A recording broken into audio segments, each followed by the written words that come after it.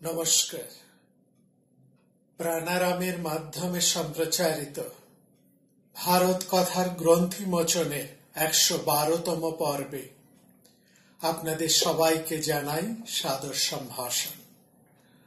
মহামতি অনন্তলালের পরম আশীর্বাদে আমরা প্রতিদিন শুনে চলেছি ভারত কথা।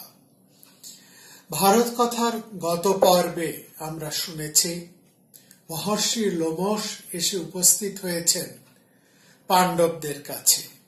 তিনি অর্জুনের কুশল বৃত্তান্ত শুনিয়ে পাণ্ডবদেরকে প্রস্তুত করলেন ভ্রমণে যাবার জন্য।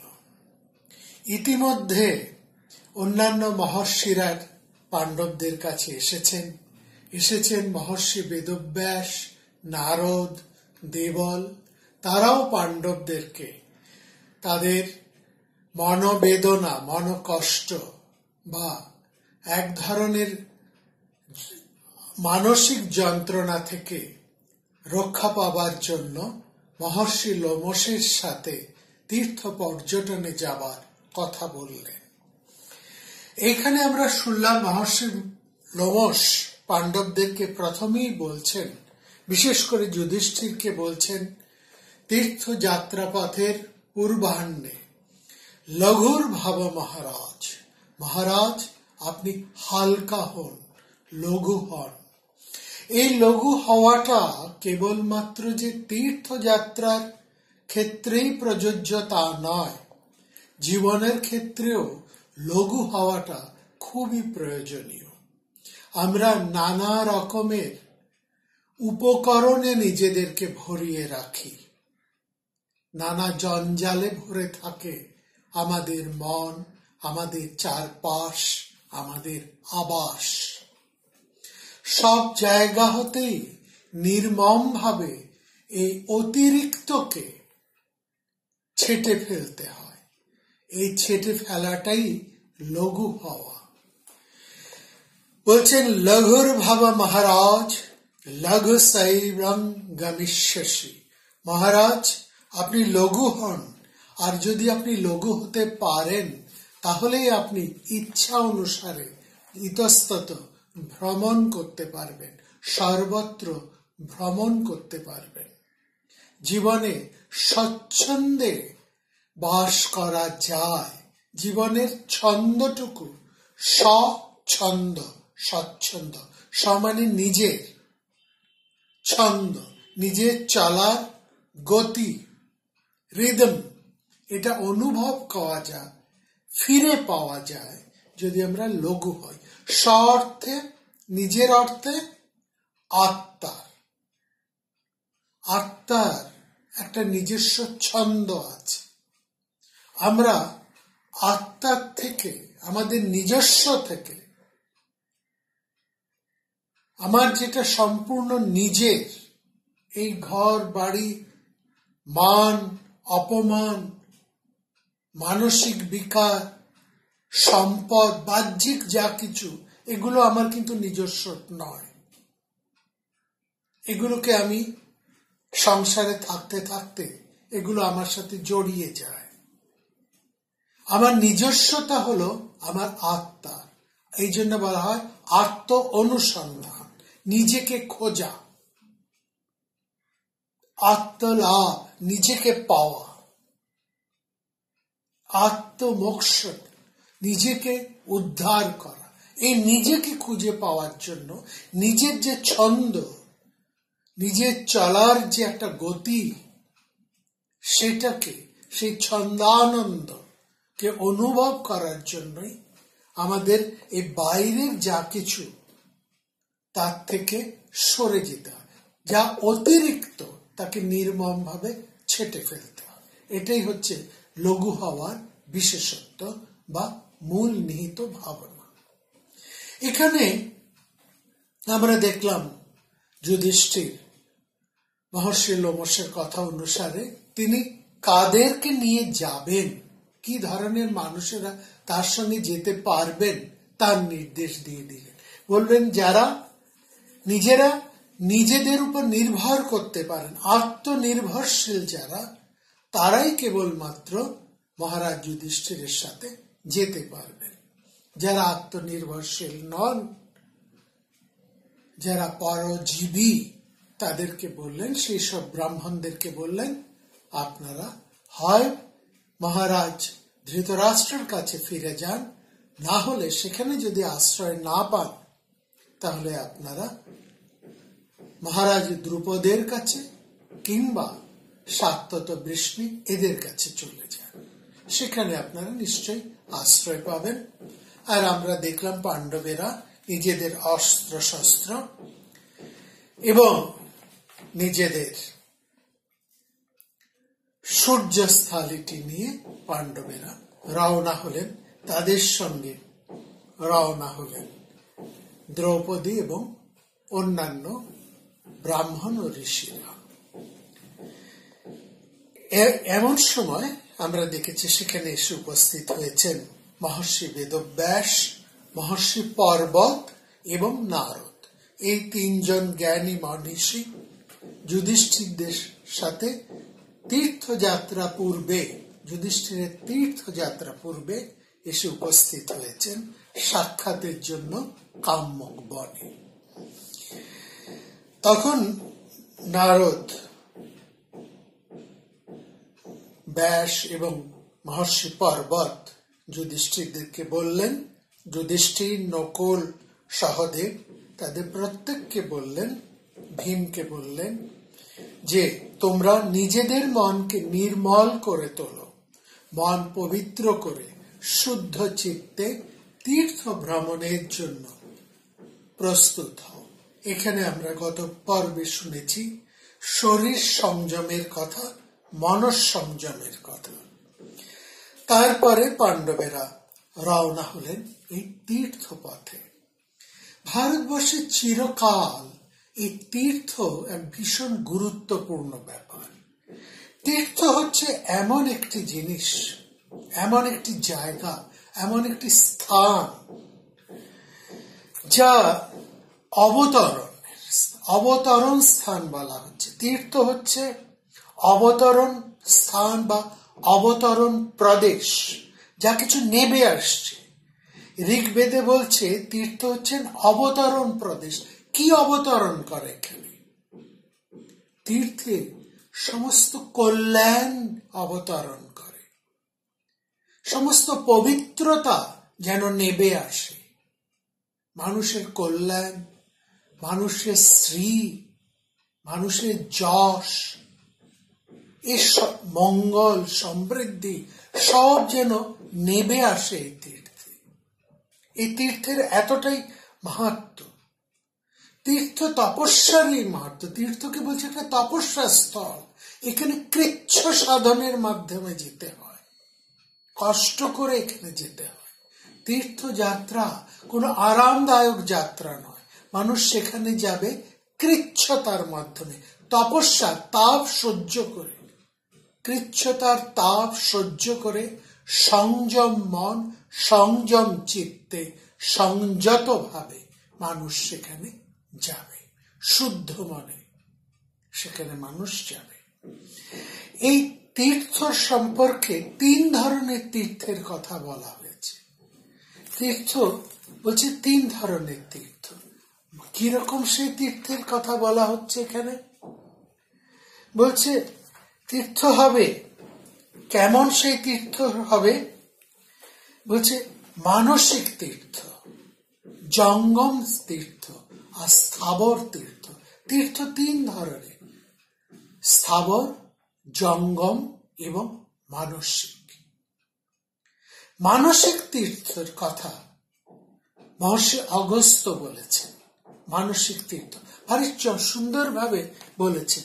এই সেই মহর্ষি অগস্ত্যের শ্লোকটি আমি আপনাদের কাছে উল্লেখ করি।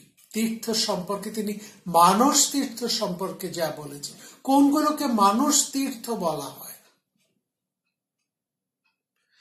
সেখানে মহর্ষি অগস্ত্য বলছেন কি জিনিস? সে বলছে স্নানম, বলছে তার জন্য জীবনের একটা স্নান স্বরূপ।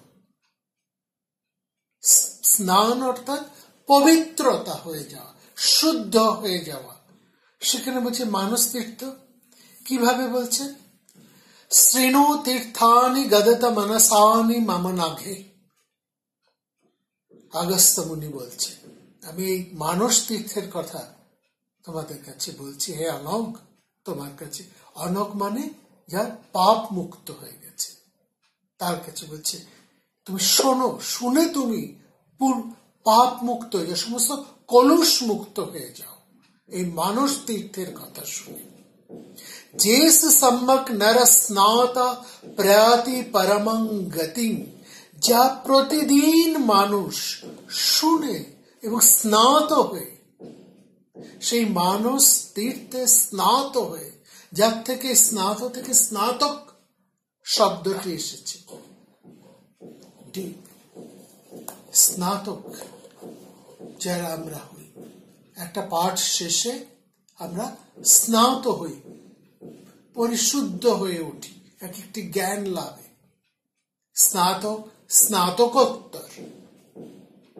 তো বলছেন এইখানে যেসু সম্যক নরঃ, প্রতিটি মানুষ যাতে স্নাত প্রয়াতি পরমাঙ্গতি, সে পরম গতি লাভ করে। কি কি সেই মানস তীর্থ এবার এক এক করে বলছে। সত্যং তীর্থং, সত্য হচ্ছে একটি তীর্থ। ক্ষমা তীর্থং, তীর্থম ইন্দ্রিয় নিগ্রহ, সত্য তীর্থ, ক্ষমা একটি তীর্থ এবং ইন্দ্রিয় নিগ্রহ হচ্ছে তীর্থ। সর্বভূত দয়া তীর্থং, সর্বত আর্যমেব চ, সর্বত আর্যমেব চ, সমস্ত প্রাণীকে দান করা হচ্ছে, করুণা করা হচ্ছে তীর্থ। দানং তীর্থ দমং তীর্থং সন্তোষ তীর্থম উচ্যতে, ব্রহ্মচর্যং পরম তীর্থং তীর্থং চ প্রিয়বাদিতা, প্রিয় কথা বলাটাও একটি তীর্থ। জ্ঞানং তীর্থং ধৃতিং তীর্থং, ধৃতি হচ্ছে সহ্য গুণ। জ্ঞানং তীর্থং ধৃতিং তীর্থং পুণ্যং তীর্থং উদারিতং, তীর্থনাপি তীর্থার্থং বিশুদ্ধিং মনসা পরা, এতত্তে কথিতং দেবী মানসং তীর্থ লক্ষণম। এই সমস্তগুলো বিশুদ্ধ, মনকে যা কিছু আমাদের মনকে নির্মল করে, বিশুদ্ধ করে, তাই হচ্ছে তীর্থ। এখানে সত্য যেমন আছে, দয়া, ক্ষমা, সর্বভূতে একেবারে এক দৃষ্টি, সমদৃষ্টি, দম, সন্তোষ, ব্রহ্মচর্য, প্রিয় কর্ম করা, প্রিয় কথা বলা, এই সবটাই হচ্ছে মানস তীর্থ। আর এই সমস্ত বাহ্য স্থাবর তীর্থের কথা তো আমরা শুনেছি, বিভিন্ন স্থান, এখন পাণ্ডবেরা সেই সব তীর্থে যাবে। এই তীর্থ কথাটি, এই তীর্থে তীর্থে ভ্রমণ করে মানুষ যে জ্ঞান লাভ করে, তীর্থের অঙ্কুর সে গ্রহণ করে, সে এক একজন মানুষ তীর্থঙ্কর অর্থাৎ জ্ঞানী হয়ে ওঠে। আর এই তীর্থ শব্দটি কতটা গুরুত্বপূর্ণ লক্ষ্য করুন। মহাভারতে তীর্থ শব্দটিকে কোন অর্থে ব্যবহার করেছেন? মহাভারতে তীর্থকে বলছেন যে রাষ্ট্র পরিচালনার ক্ষেত্রে যে 18 জন গুরুত্বপূর্ণ, 18টি গুরুত্বপূর্ণ পোস্ট বা পদ, সেগুলি হচ্ছে এক একটি তীর্থ। কি সেই গুরুত্বপূর্ণ পদগুলো?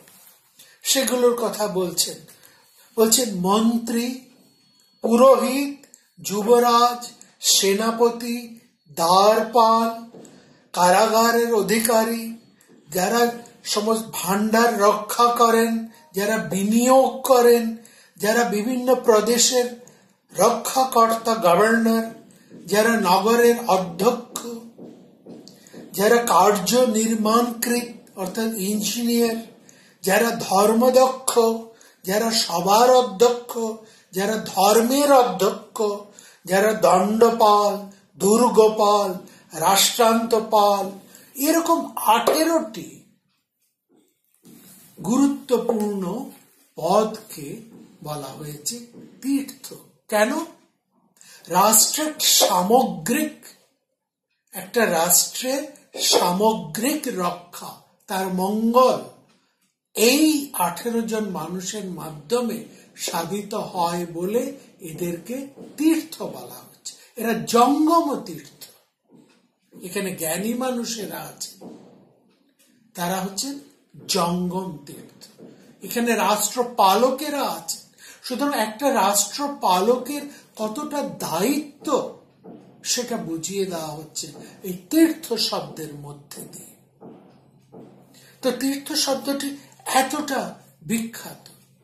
এই তীর্থ যারা সেবা করে তারা তীর্থ সেবী।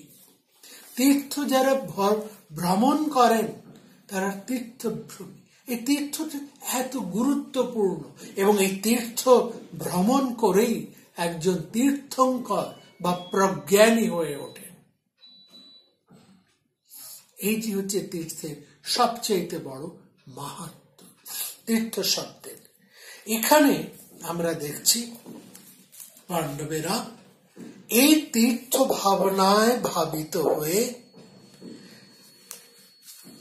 তারা রওনা হলেন বৈশম্পায়নের মহর্ষি লোমশের সাথে। নানা তীর্থ পরিভ্রমণ করে চলেছেন তারা। কন্যা তীর্থ, অশ্ব তীর্থ, গো তীর্থ, এরকম করতে করতে পুষ্কর তীর্থ, গঙ্গা যমুনার তীর্থ সমস্ত পার হয়ে গঙ্গা সাগর সঙ্গমের তীর্থ কপিল তীর্থ পার হয়ে তারা নানা অরণ্য, নানা ঋষিদের আশ্রম পরিভ্রমণ করতে করতে তারা চলেছে। এই যে তীর্থ ভ্রমণ, এই তীর্থ ভ্রমণের মধ্যে দিয়ে তারা উপস্থিত হয়েছেন গয়ায়। যে গয়ার কথা আমরা বলেছি, এখানে গয় রাজার যজ্ঞ হয়েছিল। আমরা গয়াসুরের কথা বলেছি। সেখানে সমঠ নামে একজন ব্রাহ্মণ, তিনি অমর্ত্য রায়ার পুত্র গয় রাজার কাহিনী শোনালেন পাণ্ডবদের কাছে। সে সময় এই গয় রাজা সম্পর্কে বহু প্রাচীনকালে একটি গাথা ছিল। সে গাথাতে মানে এই কথা বারবার ধ্রুবপদের মতন বলা হতো যে তোমরা যদি ভালো খেতে চাও, যদি তোমরা ভালো খেতে চাও, তাহলে তোমরা সবাই গয় রাজার যজ্ঞে চলে এসো। সবার খাওয়া হয়ে গেলেও এখনো সেখানে 25টা খাবারের পাহাড় রয়ে গেছে। এত খাবারের আয়োজন হয়েছিল সেই গয় রাজার যজ্ঞ কর্মে। বলছেন যে সমস্ত সংসারের লোকেরা ভোজন করে শেষ হয়ে গেলেও এখনো সেখানে 25টা বড় বড় খাবারের পাহাড় রয়ে গেছে। তত্র ভোজন অষ্টিশ্য পর্বত পঞ্চবিংশতি, ভোজন শিষ্টস্য পর্বত পঞ্চবিংশতি। এখনো সেখানে 25টা খাবারের পাহাড় পড়ে রয়েছে। আসলে সেই সময় বহু রাজাই সম্পর্কে এরকম উক্তি আমরা শুনতে পাই, এরকম গাথা শুনতে পাই আমাদের ইতিহাস পুরাণে। এই যে যজ্ঞকর্ম, এত বড় বড় তারা যজ্ঞকর্ম করেছেন, তার মধ্যে যে শুধু ধর্ম ভাবনা ছিল তা নয়। রাজসূয়, বাজপেয়, অশ্ববদের মতন যে সমস্ত বড় বড় যজ্ঞ করা হতো, সেখানে গয় রাজার যজ্ঞ, দিলীপের মহারাজ দিলীপের যজ্ঞ, এগুলো একটা বিশাল জনপ্রিয়তা তৈরি করেছে। এত বড় সেসব যজ্ঞ। এখানে খাওয়া দাওয়ার থেকেও বড় কথা হচ্ছে বহু মানুষের সমাগম, এবং সেখানে শুধু যে ধর্ম আলোচনা হতো, বেদোচ্চারণ শব্দ হতো তা নয়। এখানে আরেকটা হতো, সাধারণ মানুষ যত খুশি খাও, যত খুশি পান করো, শ্রদ্ধায় ঘোষ জয় ঘোষ পিবতাল্লিত খাওয়া দত, যত খুশি খাও দাও, আনন্দ করো। এই যজ্ঞ উপলক্ষে এরকম এলাহি আয়োজন হতো। রাজকোষে যা জমা পড়ত তার সমস্ত রাজা তার কল্যাণ কর্মে উৎসর্গ করে দিত। যা কিছু রাজার কাছে উদ্বৃত্ত থাকতো সেই উদ্বৃত্তটুকু তিনি উপযুক্ত পাত্রে দান করতেন। বৃদ্ধং পাত্রেই নিষ্ক্ষেপেন। এইটা ছিল মনু মহারাজের বিধান। রাজাদের বলা হতো তোমার যা কিছু উদ্বৃত্ত তা তুমি লোক কল্যাণে ব্যয় করো। অধ্যয়ন, অধ্যাপনা, যজন, যাজন ছাড়াও ব্রাহ্মণদের যেহেতু আর কিছু অন্য বৃত্তি ছিল না, তাই সেই বহু রাজা বহু দক্ষিণা যুক্ত যজ্ঞ করতেন, যেখানে ব্রাহ্মণেরা অনেক কিছু লাভ করতেন এবং সেই সব যজ্ঞে তারা অংশগ্রহণ করতেন। সেই গয় রাজার যজ্ঞস্থানে অক্ষয় বটের কাছে পাণ্ডবেরা এসে উপস্থিত হয়েছে। যার যেমন তা গয় রাজার সম্পর্কে বলা হয়, বালি যেমন পৃথিবীর, আকাশের যেমন বৃষ্টি ধারা, আর নক্ষত্র যেমন মহাকাশে, মাটির ভূতলের বালি, আকাশের বৃষ্টিধারা এবং অন্তরিক্ষের নক্ষত্র যেমন গুণে শেষ করা যায় না, তেমনি গয় রাজা যজ্ঞের দক্ষিণাও কেউ গুণে শেষ করতে পারবে না। তথা গানিয়তম সখ্যা গায় যজ্ঞেন দক্ষিণা। এতটাই বিখ্যাত গয় রাজা। এবার পাণ্ডবেরা সেই গয় রাজার তীর্থ, গয়া তীর্থ, অক্ষয় বট, সেখান থেকে তারা রওনা হলেন মণিমতিপুরীর দিকে। মণিমতিপুর হচ্ছে অগস্ত্য মুনির আশ্রম। আর অগস্ত্য মুনি বলতেই আমরা ভারতবর্ষের প্রাচীন আর্যায়নের ইতিহাসের সূত্রপাতে চলে আসি। অগস্ত্য, যিনি আর্যাবর্তের বাইরে থেকে একেবারে ছড়িয়ে আছেন, আর্যাবর্ত হতে আর্যাবর্তের বাইরে অর্থাৎ দক্ষিণ প্রদেশে বিন্দ পাদমূলে, যিনি একেবারে দক্ষিণে কন্যাকুমারী পর্যন্ত আর্য ভাবনা বহন করে নিয়ে গেছেন, সেইখানে সেই অগস্ত্য তীর্থে এসে উপস্থিত হয়েছেন পাণ্ডবেরা লোমশ মুনির সঙ্গে। এটা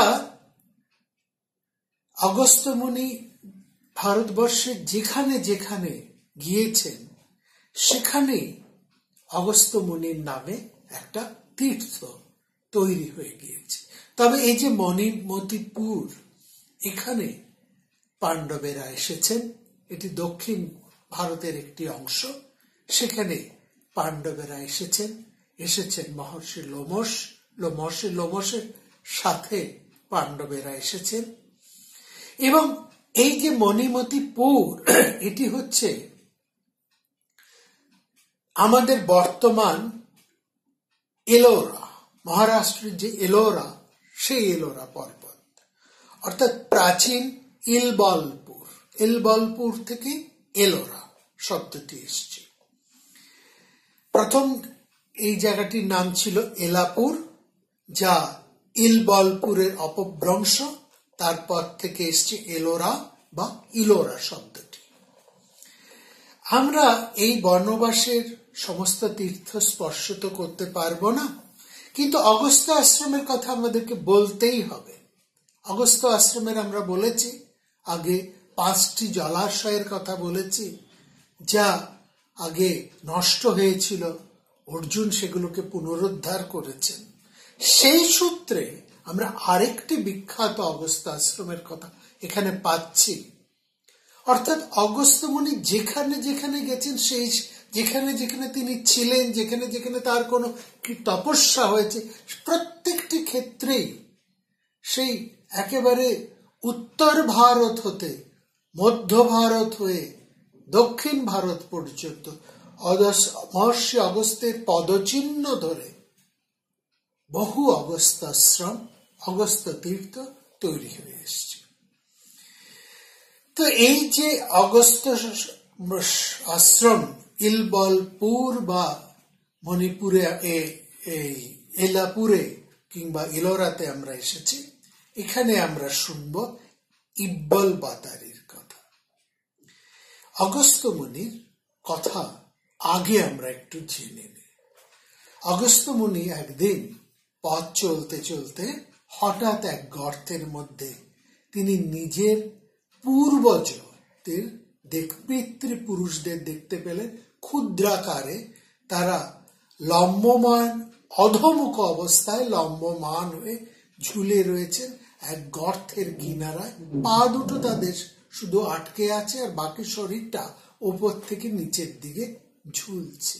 পাটা উপর দিকে উল্টো অবস্থায় তারা ঝুলছে। পিতৃন দদর্শ গর্তে বই লম্বমানন অধোমুখান।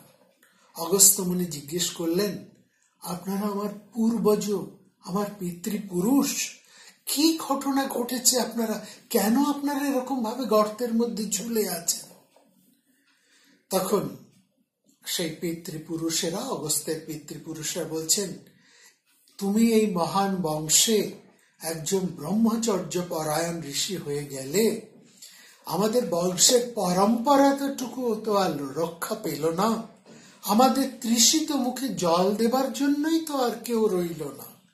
আমরা এই বংশের ধারায় পুত্র কামনা করে এই গর্তের মধ্যে অধোমুখে লম্বমান হয়ে আছি।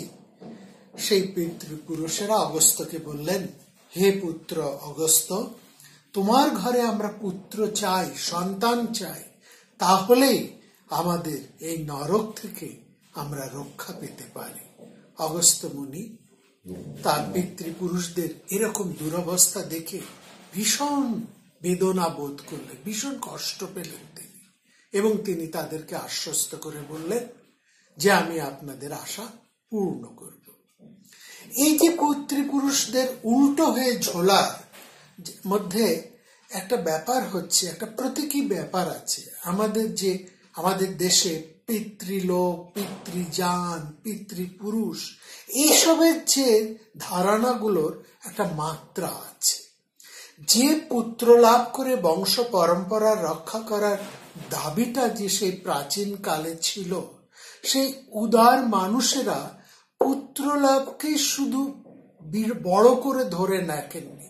তারা বলেছেন যে এটা ভারতবর্ষের একমাত্র চিন্তা নয়, এটা একটা সারা পৃথিবীর মনুষ্য সভ্যতার এটা একটা সার্বত্রিক ভাবনা। যে মনুষ্য সভ্যতার এটা একটা সার্বত্রিক সার্বজনীন ভাবনা, যে সন্তান লাভের অভাব নাই, নরনারীর বিবাহ বা মিলনের মুখ্য উদ্দেশ্য এই ক্ষেত্রে এসেছে। এই পিতৃপুরুষেরা অধোমুখে যে লম্বমান হয়ে আছেন, এর অর্থ হলো প্রয়াত অবস্থায় ঊর্ধ্বলোকে যাবার যে সত্ত্বেও তারা এখনো তাকিয়ে আছেন মর্তভূমির দিকে। তারা যে সন্তানটিকে ভূতলে মর্তভূমিতে ছেড়ে এসেছেন, তার যদি অধস্তন বংশ তৈরি না হয়, তাহলে বংশধারার যে একটা অবলুপ্তির সম্ভাবনা দেখা দেয়। সেজন্যই যেন পিতৃপুরুষেরা ওই রকম লম্বমান অবস্থায় নিচের দিকে অধোমুখে তাকিয়ে থাকে। আমরা দেখলাম অগস্ত্য মুনি তাদেরকে কথা দিয়েছেন যে তিনি বিয়ে করে বংশধারা প্রতিষ্ঠা করবেন। অর্থাৎ মানুষের আজন্ম লালিত যে ইচ্ছা, আমি অমৃত হব, মারা যাব না, মৃত হব না, এই বেঁচে থাকার চরম আকুলতা, চরম ইচ্ছেটি মানুষ তার সন্তান সন্ততির মধ্যে দিয়ে, বংশধারার বংশ পরম্পরার মধ্যে দিয়ে নয়তি করে বেঁচে থাকতে চায়। এইটি হচ্ছে মানুষের, যে কোনো পৃথিবীর প্রত্যেকটি মানুষের হৃদয় লালিত এক অভিপ্রায় বা বাসনা। এইটি এই কাহিনীর মধ্যে দিয়ে বর্ণিত আছে।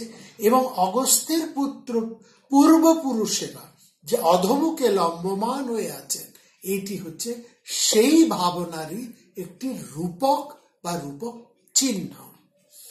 তো যাই হোক, এখানে তো মগস্ত মুনি কথা দিয়েছেন তিনি নিজের বংশধারা প্রতিষ্ঠা করবেন, কিন্তু কথা দিলেই তো হয় না, মুনির তো একজন রমণীর দরকার। সে কন্যা তিনি কোথায় পাবেন যাকে তিনি এখন বিয়ে করতে পারেন? কি সারা জীবন যিনি ত্যাগ বৈরাগ্যের সাধনা করেছেন, তার মধ্যে বিবাহের ইচ্ছে যা জন্মাচ্ছে, তখন একজন ব্রাহ্মণী কন্যা বিবাহ করলেই তো তার উদ্দেশ্য মিটে যায় না। কারণ বংশ রক্ষা, সন্তান লাভ যেখানে মুখ্য উদ্দেশ্য, সেখানে দেখবেন এই ভাবনাটাও প্রাচীন কাল হতে ছিল যে রমণের জন্য রমণী বিবাহের যোগ্য হয়ে ওঠেন না। সেখানে একজন পুরুষ নিজের সমান, নিজের অন্তর সমান, নিজের বোধের সমান, নিজের প্রজ্ঞার সমান আরেকজন রমণীর অন্বেষণ করেন। একজন উপযুক্ত পুরুষ আরেকজন উপযুক্ত রমণীর জন্য লালায়িত হন, অথবা যাকে পান তাকে তিনি তার নিজের উপযুক্ত করে পেলেন। একজন মানুষ আপন সাদৃশ্যিক আরেকজন মানুষই, অর্থাৎ একজন পুরুষ আপন সাদৃশ্য আরেকজন কন্যাকে, আরেকটি স্ত্রীকেই খুঁজে পান। এই অন্বেষণের মধ্যে দিয়ে কিন্তু বংশ পরম্পরার মাহাত্ম্যটুকু, গুণার্থটুকু এবং মূল আসল ধারণাটুকু কিন্তু বহমানিত হয়। সেখানে যদি উপযুক্ততা না আসে, তাহলেও কিন্তু বংশ থাকা সত্ত্বেও বংশধারা লুপ্ত হয়। কারণ যারা সেখানে আসবে, তারা যদি সেই বংশের ধারাকে, তার উপযুক্ত মূল্যবোধকে, তার ঐতিহ্যকে, তার ভাবধারাকে বহন করে না নিয়ে যেতে পারে, অর্থাৎ তারা যদি সর্বার্থে উপযুক্ত সন্তান না হয়, তাহলে তারা পিতৃপুরুষের অভিলাষটিকে পূর্ণ করতে পারে না। কতটা বিচার করে সেকালের মানুষ নিজের সন্তান কামনা করতেন বা মিলন প্রত্যাশী হতেন, এটাও কিন্তু ভেবে দেখার। অর্থাৎ একজন পুরুষ এবং একজন রমণী মাত্রই রমণে নিহত হয়ে তারা বংশধারা বাড়িয়ে চলতেন, এমন ভাবনা কিন্তু সেকালে ভারতবর্ষে ছিল না। এটা ভারতবর্ষের ঐতিহ্য নেই। এই ঐতিহ্যের মধ্যে প্রতিষ্ঠিত হয়েই আমরা দেখছি মহর্ষি অগস্ত্য মুনি তিনি কন্যা অন্বেষণের জন্যেও সাধনায় বসেছেন ধ্যানে। তিনি মনমত কন্যা কোথায় খুঁজে পান, যার মধ্যে দিয়ে তিনি নিজের বংশের ঐতিহ্যকে যথার্থভাবে রক্ষা করতে পারেন। কি তার সে তপস্যা, কি তার ফল লাভ, তা আমরা শুনব আগামী পর্বে। নমস্কার।